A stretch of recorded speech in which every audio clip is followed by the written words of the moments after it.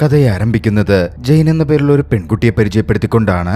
അവൾ ബോയ്ഫ്രണ്ടുമായി ബ്രേക്കപ്പ് ആയിരുന്നു. വലിയ ദുഃഖത്തിലായ അവളുമായി അവളെ ഒന്ന് സമാധാനിപ്പിക്കാൻ അവളുടെ പാരന്റ്സ് ഒരു ട്രിപ്പിന് പോവാൻ തീരുമാനിച്ചു. അവളുടെ എക്സ് ബോയ്ഫ്രണ്ട് അവൾ ഒരുപാട് ബോറിംഗ് ആണെന്നായിരുന്നു പറഞ്ഞിരുന്നത്. അവളുടെ പാരന്റ്സും അതിൽ കുറച്ച് സത്യമുണ്ടെന്ന് പറഞ്ഞു. നീ കുറച്ച് അഡ്വഞ്ചറസ് ആവണമെന്നും ആളുകൾക്ക് ഇഷ്ടപ്പെടുന്ന രീതിയിൽ നിന്റെ കാര്യങ്ങൾ മാറ്റണം എന്നും അവർ ഉപദേശിച്ചു. അവർ പോയത് ഫ്രാൻസിലെ നെയ്സ് എന്ന് പറയുന്ന സ്ഥലത്തേക്കായിരുന്നു. ഇതേ സമയം മറുവശത്ത് സ്പെൻസർ എന്ന പേരുള്ള ഒരു അമേരിക്കൻ അസാസിൻ ഫ്രാൻസിലേക്ക് എത്തിച്ചേരുകയായിരുന്നു. ഒരു അക്കൗണ്ട്സ് ഡീലറെ കൊല്ലുവാൻ വേണ്ടി ഒരു മിഷൻ അയാൾക്ക് കിട്ടിയിട്ടുണ്ട്. തന്റെ ടാർഗറ്റിനു വേണ്ടി അവൻ കുറച്ചു നേരം വെയിറ്റ് ചെയ്തു. ടാർഗറ്റ് ആകട്ടെ ഒരു യാച്ചിൽ അയാളുടെ ഹോട്ടലിലേക്ക് പോയി. സ്പെൻസർ അയാളെ ഫോളോ ചെയ്ത് അതേ ഹോട്ടലിലേക്ക് എത്തിച്ചേർന്നിരുന്നു. അതേ ഹോട്ടലിലായിരുന്നു ജെയിനിന്റെ അച്ഛൻ കോൺഫീൽഡും റൂം ബുക്ക് ചെയ്തിരുന്നത്. ബുക്ക് ചെയ്തിരുന്ന ഫ്ലോർ മാറ്റി മറ്റൊരു ഫ്ലോറിൽ റൂം കൊടുത്തതിന്റെ പേരിൽ ജെയിന്റെ അച്ഛൻ അവിടുത്തെ റിസപ്ഷനിസ്റ്റുമായി വഴക്കുണ്ടാക്കാൻ ആരംഭിച്ചു. ജെയിനിന്റെയും പാരന്റ്സിന്റെയും റൂമുകൾ നിലവിലിപ്പോൾ 2 ഫ്ലോറുകളിലായി പോയി. പിന്നീട് കുറച്ചു കഴിഞ്ഞ് ജെയിൻ ബീച്ചിലേക്ക് ഇറങ്ങി. ഈ സമയം അവൾ എലിവേറ്ററിൽ കയറുമ്പോൾ എലിവേറ്ററിനകത്ത് ബീച്ച് ഡ്രസ്സൊക്കെ ധരിച്ച് അർദ്ധനഗ്നനായി സ്പെൻസർ ഉണ്ടായിരുന്നു. അവന്റെ ബോഡി സൗന്ദര്യത്തിലും മറ്റും ജെയിൻ ആകൃഷ്ടയാകുന്നുണ്ട്. ജെയിൻ ഒരു ഫ്രഞ്ചുകാരിയാണെന്ന് ചിന്തിച്ച് സ്പെൻസർ ഫ്രഞ്ചിൽ അവളോട് ലോബിയിലേക്കുള്ള ബട്ടൺ ഞെക്കിയില്ലല്ലോ എന്ന തരത്തിലൊക്കെ സംസാരിച്ചു. പക്ഷേ ജെയിനൊന്നും മനസ്സിലായിരുന്നില്ല. കുറച്ചു കഴിഞ്ഞ് അവർ ലോബിയിലെത്തി. ജെയിനും സ്പെൻസറും പുറത്തിറങ്ങി. ജെയിനായിരുന്നു മുന്നിൽ പോയത്. സ്പെൻസർ പിന്നാലെയുണ്ട്. ഇരുവരും ബീച്ചിലേക്കാണല്ലോ പോകുന്നത്. പക്ഷേ സ്പെൻസർ തന്റെ പിന്നാലെ അങ്ങനെ വരുന്നത് കണ്ട് ജെയിൻ അസ്വസ്ഥത തോന്നി. ബീച്ചെത്തിയപ്പോ നിങ്ങൾ എന്തിനാ എന്നെ പിന്തുടരുന്നത് എന്ന മട്ടിൽ ജെയിൻ സ്പെൻസറോട് ചോദിച്ചു. ഞാൻ നിങ്ങളെ പിന്തുടർന്നതല്ല, ബീച്ചിലേക്ക് വന്നതാണ്. നിങ്ങളുടെ ഫോർമൽ ക്ലോത്തിലാ ബീച്ചിലേക്ക് വന്നിരിക്കുന്നേ. നോക്കൂ, ഞാൻ ബീച്ചിലേക്ക് വന്നതാണെന്ന് തെളിയിക്കാൻ ഇതിൽ കൂടുതലൊന്നും വേണ്ടല്ലോ. തന്റെ വസ്ത്രം കാട്ടി സ്പെൻസർ അത് പറഞ്ഞതും ജെയിൻ ഒന്ന് എളിപ്പയായി. സ്പെൻസർ അവിടെ നിന്ന് നേരെ കടലിലേക്ക് ഇറങ്ങാൻ വേണ്ടി പോയി. ആ സമയം ജെയിനോട് വിളിച്ചു ചോദിച്ചു, ഇന്ന് വൈകുന്നേരം നീ ഫ്രീ ആണെങ്കിൽ നമുക്കൊന്നിച്ച് ഡിന്നറിന് പോയാലോ? ജെയിനും സ്പെൻസറെ കണ്ട് ഇഷ്ടപ്പെട്ടിരുന്നു. അവൾ യെസ് പറഞ്ഞു. തിരികെ റൂമിലെത്തി അവൾ ഡ്രസ്സുകൾ പരിശോധിച്ചു. രാത്രിയിലത്തേക്ക് വേണ്ട നല്ല ഡ്രസ്സൊന്നും അവൾക്ക് കിട്ടിയില്ല.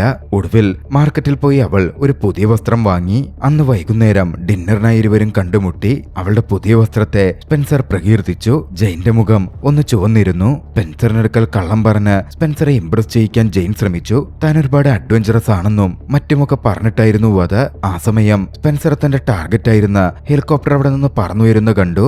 നേരത്തെ ബീച്ചിൽ പോയ സമയത്ത് സ്പെൻസർ ആ ഹെലികോപ്റ്ററിൽ ബോംബ് സെറ്റ് ചെയ്തിരുന്നു. ജെയിനോട് ഇവിടുത്തെ ലോക്കൽ ക്ലബ്ബ് നല്ലതാണെന്നാ കേട്ടെ, നമുക്കങ്ങോട്ടേക്ക് പോയാലോ എന്ന് ചോദിച്ച് അവളുമായി നടക്കുന്നതിനിടയിൽ ബോംബ് വെച്ചിരുന്ന ഹെലികോപ്റ്റർ വയർലെസ് റിമോട്ടിലൂടെ അയാൾ തകർത്തു. തന്റെ ടാർഗറ്റ് കൊല്ലപ്പെട്ടു എന്ന് സ്പെൻസർ കരുതുകയും ചെയ്തു. എന്തായാലും ക്ലബിൽ പോയി മദ്യപിച്ചും മറ്റും കുറച്ചധിക സമയം അവർ അവിടെ ചെലവഴിച്ചു. ഒടുവിൽ അവിടെ നിന്നും അവർ ഹോട്ടൽ മുറിയിലെത്തി. അവളുടെ കൂടെ താനുണ്ടാകും എന്ന് സ്പെൻസർ പറഞ്ഞു. ഇരുവരും അടുത്തടുത്ത് വന്നു. പിന്നാലെ സ്പെൻസർ അവളുടെ പുതിയ വസ്ത്രത്തിലുണ്ടായിരുന്ന ടാഗ് പറിച്ചെടുത്തു. നോക്കൂ, പുതിയ വസ്ത്രത്തിന്റെ ടാഗ് പറിച്ചിട്ടില്ല, അവൻ പറഞ്ഞു. മദ്യവെച്ചും മതോന്മത്തിയായിരുന്ന അവൾ അതോടെ സത്യങ്ങൾ പറയാൻ തുടങ്ങി. ഞാൻ ഈ ഡ്രസ്സ് എന്ന് വാങ്ങിയതേ ഉള്ളൂ, ഇതുപോലത്തെ വസ്ത്രമൊന്നും ഞാനിടാറില്ല. എനിക്ക് ഇതൊക്കെ ഭയങ്കര അൺകംഫർട്ടബിൾ ആയിട്ടാ തോന്നുന്നേ. നിങ്ങളെ ഇംപ്രസ് ചെയ്യിക്കാനാ ഈ വസ്ത്രം വാങ്ങി ഞാനിട്ടത് പോലും. ഇത് തിരിച്ചു കൊടുക്കാമെന്നാ ഞാൻ കരുതിയത്. പിന്നെ ഞാൻ പറഞ്ഞ പോലെ ഞാൻ അത്ര വലിയ അഡ്വഞ്ചറസ് ആയ വ്യക്തിയൊന്നുമല്ല. എന്നെ പോലുള്ള പെൺകുട്ടികളെ ഒരാണിനും ഇഷ്ടമാവാറില്ല. ഞാൻ ഒരുപാട് മദ്യപിക്കുന്ന വ്യക്തിയുമല്ല. ഇന്നിതൊക്കെ ചെയ്തത് നിങ്ങളെ ഇംപ്രസ് ചെയ്യിക്കാനാണ്. അതുകൊണ്ടൊക്കെയാ എന്റെ ലാസ്റ്റ് റിലേഷൻഷിപ്പ് അവസാനിച്ചതും. അവളങ്ങനെ നിർത്താതെ ഇങ്ങനെ പറഞ്ഞുകൊണ്ടിരുന്നപ്പോ സ്പെൻസർ അവളുടെ അടുത്തേക്ക് ചെന്ന് അവളെ ചുംബിച്ചു. പിന്നാലെ അവൾ പറഞ്ഞു, ഈ ഡ്രസ്സിൽ നിന്നിട്ട് എനിക്ക് ശ്വാസം മുട്ടുന്നു, ഇതൊന്ന് അഴിക്കാൻ എന്നെ സഹായിക്കാമോ? സ്പെൻസർ അവളെ സഹായിച്ചു. പിന്നാലെ അവൾ ബെഡിലേക്ക് കിടന്നു. സ്പെൻസർ അവളോട് സംസാരിച്ചു. എനിക്ക് നിന്നെ ഒരുപാട് ഇഷ്ടമായി. നിന്റെ സത്യസന്ധത, നീ വളരെ സിമ്പിളായ ഒരു പെൺകുട്ടിയാണ്. എനിക്കും നിന്നോട് ചില കാര്യങ്ങൾ പറയാനുണ്ട്. ഞാൻ യാഥാർത്ഥ്യത്തിൽ ഒരു അസാസിനാണ്. പക്ഷേ സ്പെൻസർ അത് പറയുമ്പോഴേക്കും ജെയിൻ ഉറങ്ങിപ്പോയിരുന്നു. പിന്നീട് അങ്ങോട്ടേക്ക് അവരുടെ ലവ് സ്റ്റോറി തുടർന്നു. ഒരു ദിവസം അവരിവരും പുറത്തിരിക്കുമ്പോ ദൂരെയായി സ്പെൻസർ ഒരു വ്യക്തിയെ കണ്ടു. അയാൾ ഒരു ബുക്കുമായി സ്പെൻസറെ നോക്കിയിരിക്കുകയായിരുന്നു. സ്പെൻസർ കണ്ടെന്ന് കണ്ടപ്പോൾ അയാൾ ആ ബുക്ക് ആ ബെഞ്ചിൽ ഉപേക്ഷിച്ചു പോയി. ജെയിനോട് 1 മിനിറ്റ് എന്ന് പറഞ്ഞ് അവിടെ നിന്ന് മാറിയ സ്പെൻസർ ആ ബുക്ക് എടുത്തു. അതിനുള്ളിൽ ഒരു കാർഡുണ്ടായിരുന്നു. സെമിത്തേരിയിൽ വെച്ച് 3 മണിക്ക് കാണാം എന്നതിൽ എഴുതിയിരുന്നു. പിന്നീട് സ്പെൻസർ ആ സെമിത്തേരിയിലേക്ക് ചെന്നു. സ്പെൻസറിന് മിഷൻസ് ഒക്കെ കൊടുക്കുന്ന വ്യക്തിയായിരുന്നു അത്. തന്റെ മിഷൻ പൂർത്തീകരിച്ചെന്നും ഇനി മറ്റു മിഷൻസ് താൻ എടുക്കുന്നില്ല, താൻ ഇതൊക്കെ അവസാനിപ്പിക്കുകയാണ് എന്ന് സ്പെൻസർ പറഞ്ഞു. പക്ഷെ അയാൾ അറിയിച്ചു അതത്ര എളുപ്പമായിരിക്കില്ല. പിന്നെ ഇതറിഞ്ഞ ബോസ് അത്ര സന്തോഷവാനാകുമെന്നും തോന്നുന്നില്ല. പക്ഷേ സ്പെൻസറിന് അത് അതൊന്നും പ്രശ്നമേ ആയിരുന്നില്ല. പിന്നീട് സ്പെൻസറും ജെയിനുമെല്ലാം അമേരിക്കയിലേക്ക് തിരികെ എത്തി. കുറച്ചു നാളുകൾ കൂടി കഴിഞ്ഞപ്പോ സ്പെൻസർ ജെയിന്റെ അച്ഛൻ കോൺഫീൽഡിനെ മീറ്റ് ചെയ്തു. അവളെ വിവാഹം കഴിക്കാനുള്ള താല്പര്യം പ്രകടിപ്പിച്ചു. കോൺഫീൽഡ് സ്പെൻസറിന്റെ ജോലിയെ പറ്റിയൊക്കെ ചോദിച്ചു. അതിനോടകം സ്പെൻസർ ഒരു ജോലിയിൽ പ്രവേശിച്ചിരുന്നു. അതിനെപ്പറ്റിയൊക്കെ അയാൾ വിശദമായി പറഞ്ഞു. പക്ഷേ ജെയിന്റെ അച്ഛനെ കൂടുതൽ സ്വാധീനിച്ചത് സ്പെൻസറിന്റെ ഷൂട്ടിംഗ് സ്കില്ലുകളായിരുന്നു. ഒടുവിൽ സ്പെൻസറും ജെയിനും വിവാഹിതരായി. 3 കൊല്ലക്കാലം കടന്നുപോയി. സന്തോഷത്തോടെ അവർ മുമ്പോട്ട് ജീവിച്ചുകൊണ്ടിരിക്കുകയാണ്. അങ്ങനെയിരിക്കെ സ്പെൻസറുടെ ബർത്ത്ഡേ വരാറായി. സ്പെൻസറിനായി ജെയിൻ ഒരു സർപ്രൈസ് ഒരുക്കി. നെയ്സിലേക്കുള്ള ഒരു ട്രിപ്പായിരുന്നു അത്. പക്ഷേ അത് കേട്ടിട്ട് സ്പെൻസറിന് വലിയ സന്തോഷമൊന്നും കണ്ടിരുന്നില്ല. തനിക്കങ്ങനെ വലിയതൊന്നും വേണ്ടെന്നും നിന്റെ കൂടെ എവിടെയെങ്കിലും ഉണ്ടായാൽ മതി എന്നുമായിരുന്നു സ്പെൻസർ പറഞ്ഞത്. സ്പെൻസർ എന്താ ഇങ്ങനെ എന്ന് ജെയിൻ ചിന്തിച്ചു. സ്പെൻസർ ആണെങ്കിൽ ഒന്നും വിശദീകരിച്ച് പറഞ്ഞതുമില്ല. സ്പെൻസർ പിന്നീട് ജോലിക്കായി ഇറങ്ങുമ്പോൾ അയൽവക്കക്കാരായ മാക്സിനെയും ലില്ലിയെയും കണ്ടു. അവർ അവനെ ഒരു പാർട്ടിക്ക് ക്ഷണിച്ചു. എന്തായാലും അതിനുശേഷം സ്പെൻസർ നേരെ ഓഫീസിലേക്ക് പോയി. ഇന്റീരിയർ ഡിസൈൻ ഫോക്കസ് ചെയ്യുന്ന ഒരു എഞ്ചിനീയറിംഗ് കമ്പനിയിലാണ് സ്പെൻസർ ഇപ്പോൾ ജോലി നോക്കുന്നത്. അവിടെ ഒരുപാട് നല്ല എംപ്ലോയീസ് ഉണ്ട്. കൂട്ടത്തിൽ ഒരാളാണ് ഹെൻറി. വളരെ സൗമ്യനായ നല്ലവനായ ഒരു മനുഷ്യൻ. സ്പെൻസറിന്റെ ബോസ് എപ്പോഴും ഹെൻറിക്ക് വേണ്ട സഹായങ്ങൾ ചെയ്തു കൊടുക്കാറുണ്ടായിരുന്നു. ഇതേസമയം ജെയിനാകട്ടെ ഒരു കൺസൾട്ടന്റായി വർക്ക് ചെയ്യുകയാണ്.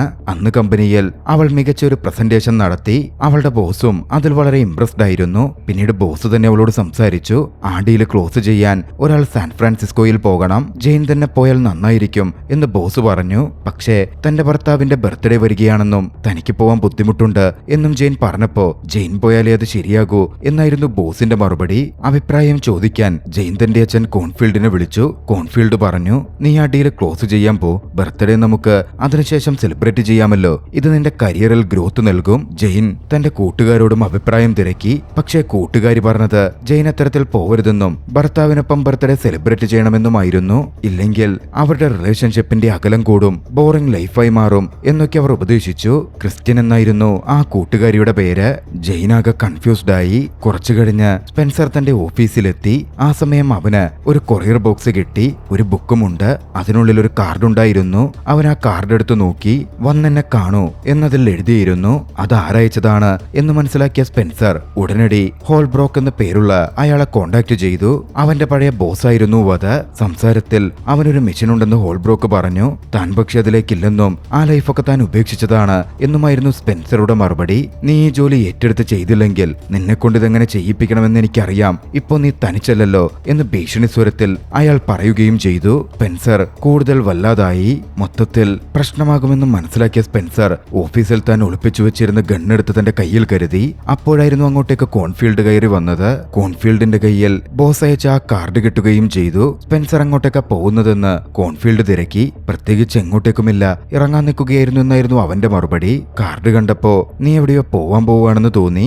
അത് വായിച്ച് അയാൾ പറഞ്ഞു, ഏയ് അതൊന്നുമില്ല, ഇതൊരു പഴയ സുഹൃത്ത് അയച്ചതാ, ഒന്ന് മീറ്റ് ചെയ്യാൻ. സ്പെൻസർ മറുപടിയും പറഞ്ഞു.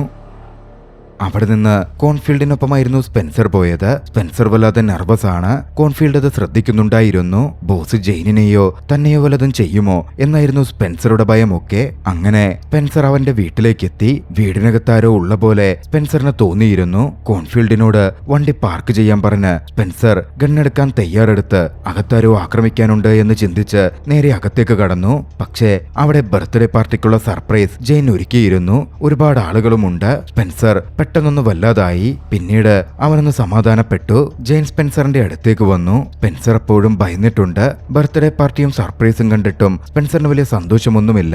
താൻ വാഷ്റൂമിൽ പോയിട്ട് വരാം എന്ന് പറഞ്ഞ സ്പെൻസർ അകത്തേക്ക് പോയി. മറുവശത്ത് സ്പെൻസർ ആകട്ടെ ബോസ് എന്താവും പ്രവർത്തിക്കുക, ജെയിനും തനിക്കും വല്ല ആപത്തും വരുമോ എന്ന ഭയത്തിലായിരുന്നു. എന്തായാലും പാർട്ടി നല്ല രീതിയിൽ നടന്നു. പാർട്ടിയൊക്കെ കഴിഞ്ഞ് എല്ലാവരും പോയപ്പോഴും സ്പെൻസറിന്റെ കൊളീഗായ ഹെൻറി അവിടെ കിടന്നുറങ്ങിപ്പോയിരുന്നു. ഹെൻറിയെ അവർ വിളിച്ചുണർത്തിയില്ല. അവർ നേരെ മുറിയിലേക്ക് പോയി. അടുത്ത ദിവസം പുലർച്ചെ ജെയിൻ എഴുന്നേറ്റ് വരുമ്പോ ഹെൻറി അപ്പോഴും അവിടെ ഉറക്കത്തിലാണ്. ജെയിന് അന്നാണ് സാൻ ഫ്രാൻസിസ്കോയിലേക്ക് പോവേണ്ടത്. അവൾ വൈകാതെ എയർപോർട്ടിലേക്ക് പുറപ്പെട്ടു. പക്ഷെ ഈ സമയം സ്പെൻസർ എന്താണ് ഇങ്ങനെ കമ്മിറ്റ്മെന്റ് ഇല്ലാതെ പെരുമാറുന്നത്, അവന് ലൈഫ് ബോറടിക്കുന്നുണ്ടോ, അങ്ങനെയുള്ള സംശയങ്ങളും മറ്റും അവളുടെ ഉള്ളിലേക്ക് വന്നുകൊണ്ടിരുന്നു.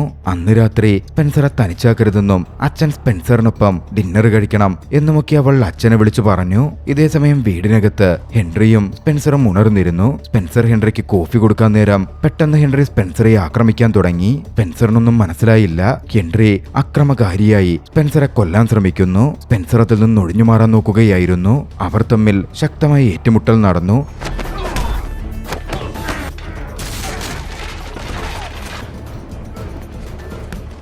ഈ സമയത്താണ് സംശയം തോന്നി സ്പെൻസറോടൊന്ന് സംസാരിച്ചിട്ട് പോവാൻ ജെയിൻ തിരികെ എത്തുന്നത്. അവിടെ നടക്കുന്ന ഏറ്റുമുട്ടൽ കണ്ട് ജെയിൻ തന്നെ അമ്പരന്ന് പോയി. സ്പെൻസർ ഹെൻറിയെ ബന്ദിയാക്കി. അമ്പരന്ന് നിന്ന് ജെയിനോട് സ്പെൻസർ വിളിച്ചു പറഞ്ഞു, വേഗം മുറിയിൽ പോയി ഡ്രോ തുറന്ന് എന്റെ തോക്കെടുത്തിട്ട് വാ. ഞെട്ടിയ ജെയിൻ വേഗത്തിൽ മുറിയിലെത്തി. ഭയത്തോടെ തോക്കെടുത്ത് താഴെ എത്തി. എങ്ങനെ ഈ തോക്ക് സ്പെൻസറിന്റെ കയ്യിൽ വന്നു എന്നൊക്കെ ഓർത്ത് ജെയിനൊരു പിടുത്തമുണ്ടായിരുന്നില്ല. ജെയിനോട് സ്പെൻസർ ഷൂട്ട് ചെയ്യാൻ പറഞ്ഞു. അവൾ ഭയത്തോടെയാണെങ്കിലും വെടിയുതിർത്തു. ഹെൻറിയുടെ കാലിൽ ആ വെടിയേറ്റു. ഹെൻറി അബോധാവസ്ഥയിലായി. ഉടനടി സ്പെൻസർ അവനെ പിടിച്ചു കെട്ടി. പിന്നാലെ സ്പെൻസർ ഹെൻറിയുടെ ഫോൺ പരിശോധിച്ചു. സ്പെൻസറിന്റെ കാര്യം മനസ്സിലായി. ആരോ സ്പെൻസറിന്റെ തലയ്ക്ക് $20 മില്യൺ വിലയിട്ടിരിക്കുന്നു. അത് കിട്ടാനാണ് ഹെൻറി പോലും സ്പെൻസറെ കൊല്ലാൻ വന്നത്. ഹെൻറിയും ഒരു അസാസിനായിരുന്നു. സ്പെൻസറുടെ ചുറ്റിലുമുള്ള ആര് വേണമെങ്കിലും അസാസിൻസ് ആവാം എന്ന സൂചനയും സ്പെൻസർക്ക് അവിടെ നിന്ന് കിട്ടി. പെട്ടെന്നായിരുന്നു അവരുടെ വീട്ടിലേക്ക് ആരോ സ്നൈപ്പർ ഷോട്ടുകൾ ചെയ്യാൻ ആരംഭിച്ചത്. അതോടെ ജെയിനിനെയും കൂട്ടി സ്പെൻസർ പുറത്തു ചാടി.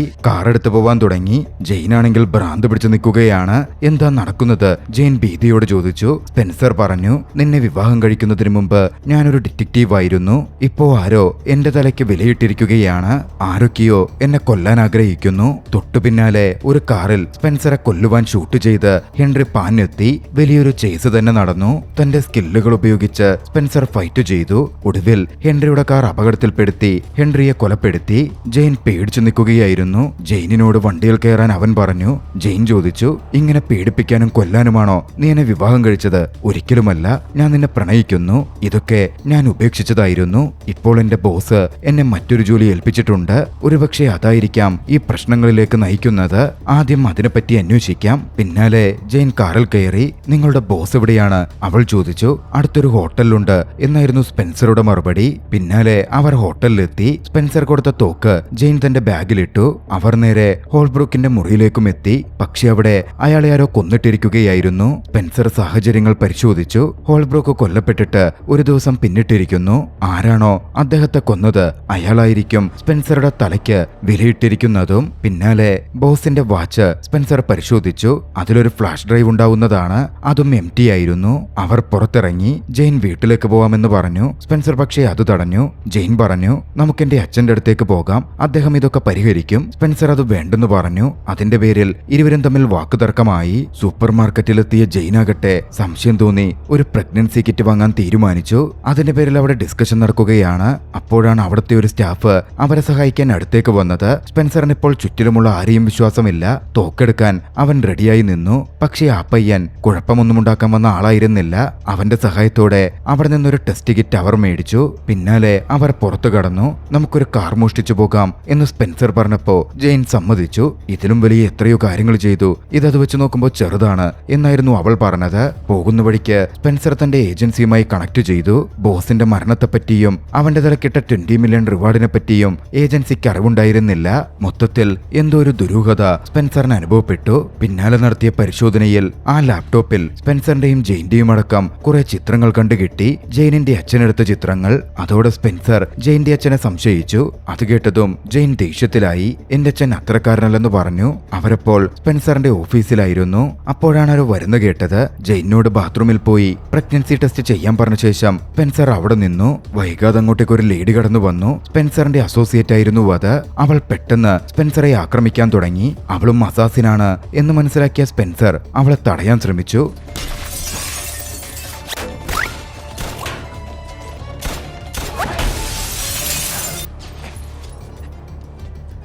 സ്പെൻസറെ കൊല്ലാൻ അവൾ ശ്രമിച്ചുകൊണ്ടിരിക്കുകയായിരുന്നു. തന്റെ തലയ്ക്ക് വിലയിട്ട കാര്യം എല്ലായിടത്തും പരന്നിട്ടുണ്ട് എന്ന് സ്പെൻസർ തിരിച്ചറിഞ്ഞു. അവർ തമ്മിൽ വലിയ ഏറ്റുമുട്ടൽ നടന്നു. വലേറിയ സ്പെൻസറെ കീഴ്പ്പെടുത്തിയിരുന്നു. കൃത്യസമയത്ത് ജെയിനെത്തി തോക്കെടുത്ത് വലേറിയെ ഭീഷണിപ്പെടുത്തി. പക്ഷേ ജെയിനിന്റെ തോക്കിൽ ഉണ്ടായിരുന്നില്ല. കിട്ടിയ അവസരം മുതലെടുത്ത് പ്രവർത്തിച്ച സ്പെൻസർ തന്റെ അസോസിയേറ്റ് വലേറിയയുടെ ജീവനെടുത്തു. പിന്നാലെ ജെയിൻ സ്പെൻസറോട് പറഞ്ഞു, ഞാൻ പ്രഗ്നന്റ് ആണ്, പക്ഷേ ഇനി അതിൽ കാര്യമില്ല, ഞാൻ നിങ്ങളെ വിട്ട് പോവാൻ പോവുകയാണ്. എന്നിൽ നിന്നും വലിയൊരു രഹസ്യമാണ് നിങ്ങൾ മറച്ചു വെച്ചത്. ഇപ്പോ ആളുകള് നിങ്ങളെ കൊല്ലാൻ വേണ്ടി വന്നുകൊണ്ടിരിക്കുന്നു. നിങ്ങളെപ്പോലെ ഒരാളുടെ കൂടെ കുടുംബജീവിതം നടത്താൻ എന്നെ കൊണ്ട് പറ്റില്ല. അതും പറഞ്ഞ് ജെയിൻ പുറത്തിറങ്ങി കാറെടുത്ത് പോവാൻ തുടങ്ങി. അവളെ തടയാൻ വേണ്ടി അവൻ പിന്നാലെ ഓടിച്ചെന്നെങ്കിലും അവൾ നിന്നതേയില്ല. വീണ്ടും സ്പെൻസറുടെ മേൽ ആക്രമണമുണ്ടായി. ഒരു ഡെലിവറി ബോയും മറ്റൊരു ലേഡിയും അവനെ കൊല്ലാൻ ശ്രമിച്ചെങ്കിലും അവരിൽ നിന്നൊക്കെ തിരികെ ആക്രമിച്ച് സ്പെൻസർ രക്ഷപ്പെട്ടു. അപ്പോഴേക്കും സ്പെൻസറെ അങ്ങനെ വിട്ടുപോയതിൽ കുറ്റബോധം തോന്നിയ ജെയിൻ അങ്ങോട്ടേക്ക് തിരികെ എത്തിയിരുന്നു. സ്പെൻസറെ കൂട്ടി ജെയിൻ പോവാൻ തുടങ്ങി. ഇവിടെ ഇനി നിൽക്കാൻ പറ്റില്ല, ഇവിടം വിട്ടു പോകണം. വീട്ടിൽ കുറച്ചധികം പണവും പാസ്പോർട്ടും മറ്റു കാര്യങ്ങളും ഞാൻ സൂക്ഷിച്ചിട്ടുണ്ട്, അതെടുത്ത് നമുക്ക് ഇവിടം വിട്ടു പോകാം, സ്പെൻസർ പറഞ്ഞു. ഇതെന്താ മുമ്പ് നിങ്ങൾ എന്നോട് പറയാതിരുന്നത്? ജെയിൻ ചോദിച്ചു. സ്പെൻസർ പറഞ്ഞു, നമ്മൾ പ്രണയിക്കാൻ തുടങ്ങിയ ആ രാത്രിയിൽ ഹോട്ടലിൽ വെച്ച് ഞാൻ നിന്നോടൊക്കെ പറഞ്ഞിരുന്നു, പക്ഷേ ഉറങ്ങിപ്പോയിരുന്ന നീയൊന്നും കേട്ടില്ല. അവർ നേരെ വീട്ടിലേക്ക് എത്തി. അവരുടെ അയൽവക്കക്കാരായ മാക്സും ലില്ലിയും അസാസിൻസ് ആയിരുന്നു. അവർ സ്പെൻസറെ ആക്രമിക്കാൻ ആരംഭിച്ചു. ഒരു തരത്തിൽ അവരിൽ നിന്നും രക്ഷപ്പെട്ട് പാർട്ടിക്കിടയിലൂടെ കടന്ന് അവർ വീട്ടിലെത്തി. ആയുധങ്ങളും മറ്റും സ്പെൻസർ എടുത്തപ്പോ പാസ്പോർട്ടും പണവും ജെയിൻ എടുക്കാൻ തുടങ്ങി. അപ്പോഴാണ് അകത്ത് ശബ്ദം കേട്ടത്. അയൽക്കാരായ മാക്സും ലില്ലിയുമായിരുന്നു അത്. സ്പെൻസർ അവരെ കീഴ്പ്പെടുത്തി. പക്ഷേ ഇതേ സമയം അങ്ങോട്ടേക്ക് എത്തിയിരുന്ന ജെയിനിന്റെ സുഹൃത്ത് ക്രിസ്ത്യൻ തോക്കെടുത്ത് ജെയിന്റെ അമ്മയെ ബന്ദിയാക്കി നിർത്തി. സ്പെൻസറെ കൊല്ലാനായിരുന്നു ക്രിസ്ത്യന്റെ നീക്കം. കൃത്യസമയത്ത് ഭാഗ്യവശാൽ ജെയിന്റെ അച്ഛനെത്തി അവളെ വെടിവെച്ചു കൊന്നു. അമ്മയെയും ജെയിനെയും സംരക്ഷിച്ചു. തൊട്ടുപുറകെ അങ്ങോട്ടേക്ക് സ്പെൻസർ കടന്നു വന്നു. കോൺഫീൽഡിന് നേരെ തോക്ക് ചൂണ്ടി. ആ സമയമാണ് ചില കാര്യങ്ങൾ വെളിപ്പെടുന്നത്. യാഥാർത്ഥ്യത്തിൽ നെയ്സിൽ വെച്ച് സ്പെൻസർ കൊല്ലാൻ വന്നിരുന്ന ആ ടാർഗറ്റ് ഉണ്ടല്ലോ, ഹെലികോപ്റ്റർ ബോംബ് വെച്ച് തകർത്ത് കൊല്ലാൻ ശ്രമിച്ച വ്യക്തി, ആ ടാർഗറ്റ് യാഥാർത്ഥ്യത്തിൽ കോൺഫീൽഡ് ആയിരുന്നു. കോൺഫീൽഡ് ഒരു മുൻകാല ഏജന്റ് ആണ്. പക്ഷേ അന്ന് സ്പെൻസറെ കണ്ട് സംശയം തോന്നിയ കോൺഫീൽഡ് അതിൽ നിന്ന് മാറുകയായിരുന്നു. പിന്നീട് കോൺഫീൽഡ് സ്പെൻസറെ നിരീക്ഷിച്ചു. അങ്ങനെ ഇരിക്കെയാണ് സ്പെൻസറുടെ ഓഫീസിലെത്തിയ കോൺഫീൽഡിന് ആ കാർഡ് കിട്ടിയത്. അത് കിട്ടിയപ്പോഴേ സ്പെൻസറുടെ ബോസ് ആരാണെന്നും സ്പെൻസർ ആരാണെന്നും കോൺഫീൽഡ് മനസ്സിലാക്കി. അതോടെ സ്പെൻസറുടെയും ജെയിനിന്റെയും ജീവിതത്തിൽ മുഴുവൻ കോൺഫീൽഡ് ഏർപ്പാടാക്കിയിരുന്ന അസാസിൻസിന് സ്പെൻസറെ കൊല്ലാൻ വേണ്ടി ഉത്തരവ് കൊടുക്കുകയായിരുന്നു. സ്പെൻസർ വർക്ക് ചെയ്തിരുന്ന ആ ഏജൻസിക്ക് കോൺഫീൽഡിനെ കൊല്ലാൻ ഉദ്ദേശമുണ്ടായിരുന്നു. കോൺഫീൽഡ് പ്രത്യേകിച്ചും ഒരു ഗവൺമെന്റ് ഉദ്യോഗസ്ഥൻ ഏജന്റ് ആയതുകൊണ്ട് തന്നെ കോൺഫീൽഡ് സ്പെൻസറെ കൊല്ലാൻ തയ്യാറെടുത്തു. സ്പെൻസർ പറഞ്ഞു, നിങ്ങൾ ഈ പറയുന്ന കാര്യങ്ങളെ പറ്റിയൊന്നും എനിക്കറിയില്ല, പക്ഷേ എനിക്കൊരു പാസ്റ്റ് ഉണ്ടായിരുന്നു. 3 കൊല്ലം മുമ്പ് ഒക്കെ ഞാൻ ഉപേക്ഷിച്ചതാണ്. ഏജൻസി വിട്ട് ഞാൻ പോന്നിട്ട് 3 കൊല്ലമായി. കോൺഫീൽഡ് അത് വിശ്വസിക്കാൻ കൂട്ടാക്കിയില്ല.